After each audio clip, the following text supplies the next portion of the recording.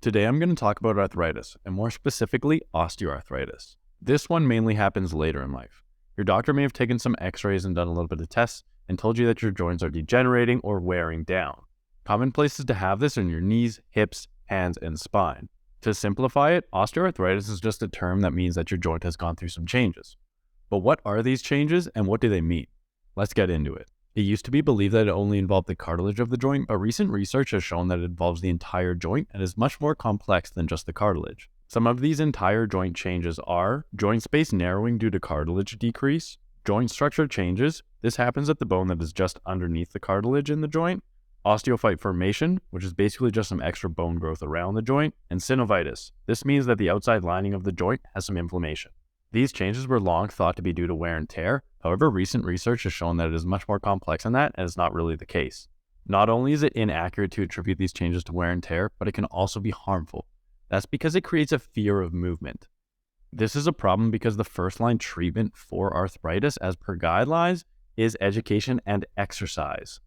Many papers have shown the benefits of exercise, and many more have also shown that it's safe. In fact, exercise could potentially be protective for the joint. What's happening at the cell level and how does it impact these physical changes? Don't worry, I'll keep it straightforward so it doesn't bore you. To start, there's a couple processes that are always happening in the body. There's anabolic or building up, and then there's catabolic or breaking down.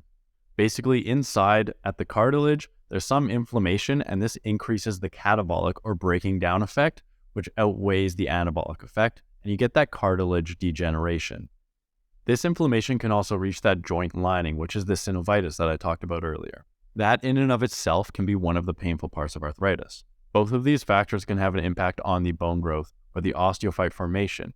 The joint is moving a little bit extra, so it lays down extra bone in order to stabilize it. So that extra bone is actually a protective mechanism and isn't harmful.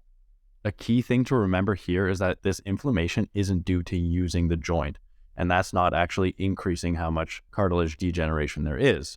Now that we know that, it should be clear that these processes are much more complex than just wear and tear, and the studies showing that exercise is safe, possibly protective, and not harmful should also show that it isn't due to wear and tear.